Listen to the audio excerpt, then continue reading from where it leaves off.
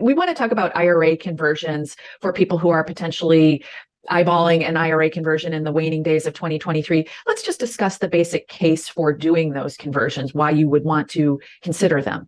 Well, what you're talking about when you say an IRA conversion, an IRA to a Roth, moving your IRA money, converting it to a Roth IRA, where it will remain income tax free for the rest of your life. And even under these new Secure Act rules, 10 years beyond to your beneficiaries, all growing tax free. So that's what you get for your money. Why would anybody do it? I did it years ago in 2010 when they opened the floodgates. Remember, before 2010, many people, there was a rule that says if your income exceeded $100,000, you couldn't convert. Well, Congress eliminated that rule, and they got a flood of money from people like me and everybody else because they gave you this great deal, which I know you and I talked about. If you were at my programs, I begged people to take that deal. That was the deal of the century. You paid no tax.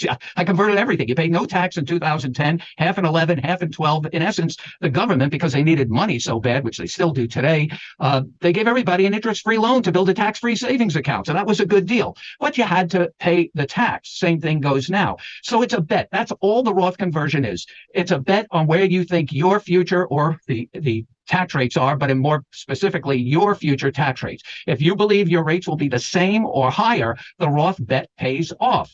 I think that's a pretty good bet, especially when you see what's going on in Congress and the budget deficits. You know, I believe in math. I don't know if they do. They keep kicking the can down the road, but the whole country is running on a credit card. At some point, the bill has got to get paid. I mean, I don't know when that day is, but I don't want to be the one caught in the soup when the music stops. Oh, you know, I wrote, just remind me, the minute I said that, I remember writing something like that. It wasn't the exact phrase in one of my books before publication, and there was a big note on there from the editor. I did a double something. I forget what it's called. A mixed metaphor. Yeah, they said, oh, cross it out. You know, it must have been the dream of that editor. Oh, look what I got, a mixed metaphor. So I just, that's a mixed metaphor. Anyway, so you're betting on future tax rates, your future rates going up. I think that's a good bet. If you don't do it, remember, the problem doesn't go away. It's not like you're saving taxes. This tax bill on your IRA, it will be paid. It's not if, but when. So the whole key, the foundation of all good tax planning, it's so simple. Always pay taxes when the rates are the lowest. I believe that for many people, everybody might be different, but for many people, that's right now. We're in the historically lowest tax rates most people will ever see in their lifetime. And that's only going to continue for 23, 24, and 25. Then they're slated to go up unless they increase because of budget deficits. Like I said, eventually, I believe they're going to have to raise taxes, especially on the people with the largest incomes and the largest IRA. So not converting doesn't mean the problem goes away because the IRA continues to grow. And then you'll be on what I call the government plan. I always tell people in consumer programs I do, you want your plan, not the government plan. And they would always say, but Ed, what is the government plan? Maybe I'm interested. No, you're not interested in that plan. That's forced RMDs starting at age 73. Now you're not in control. By converting, you can control your tax rates. You can do a series of smaller Roth conversions over each year, over time, bringing down this taxable IRA. Remember, a lot of your IRA is a debt owed back to the government. Your IRA is an IOU to the IRS. You know what I tell people in a lot of these seminars to make the point? I said, you all understand, especially married couples, you have a joint account. You each own half. Your IRA is a joint account with Uncle Sam. Right. But here's the difference. With a regular joint account, as I just said, you generally own half.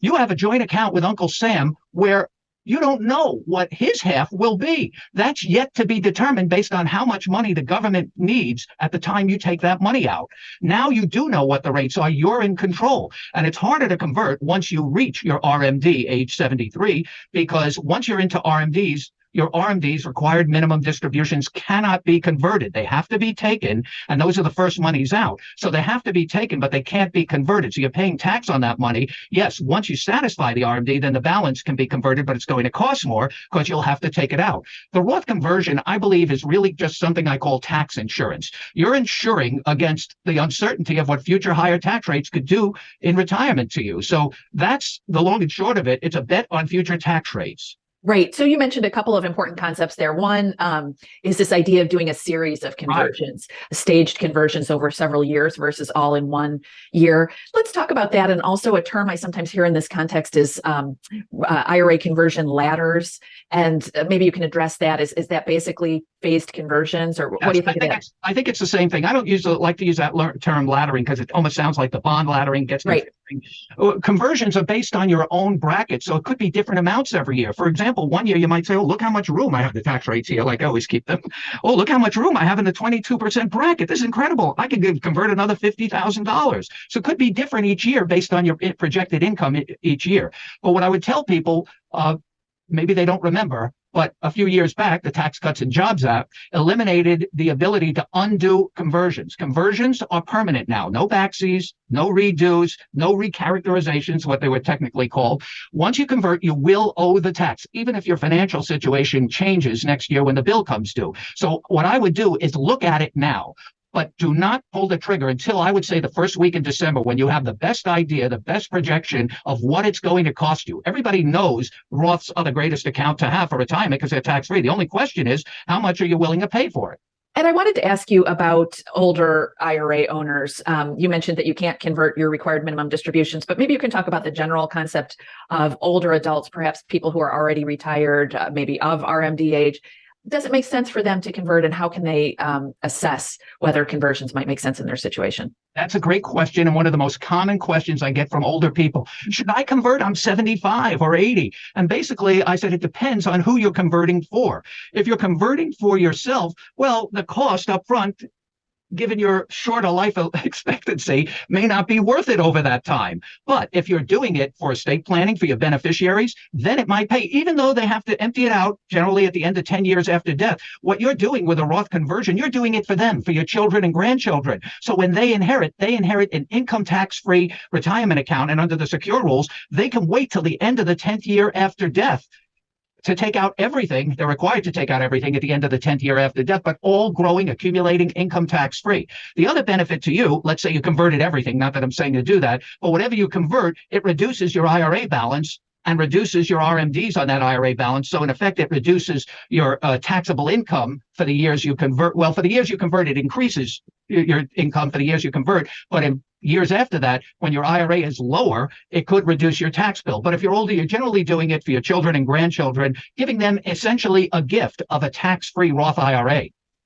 So one sort of question that comes up in this context is whether the government could decide to change the rules related to Roth IRAs. Right now, as you mentioned, they're great assets for heirs to inherit. They don't have required minimum distributions. Withdrawals aren't taxable. So the question is, could the government reverse the currently quite generous tax treatment of Roth IRA assets?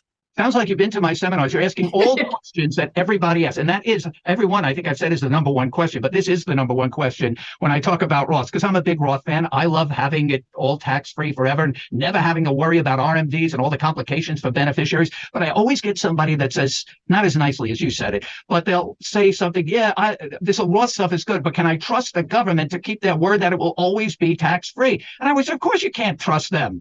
The CPAs, we have a saying, tax laws are written in pencil. But I'm going to give you the secret that Congress doesn't want anybody to know. Don't worry about it. Congress loves Roth IRAs. I mean, loves, addicted, that kind of love.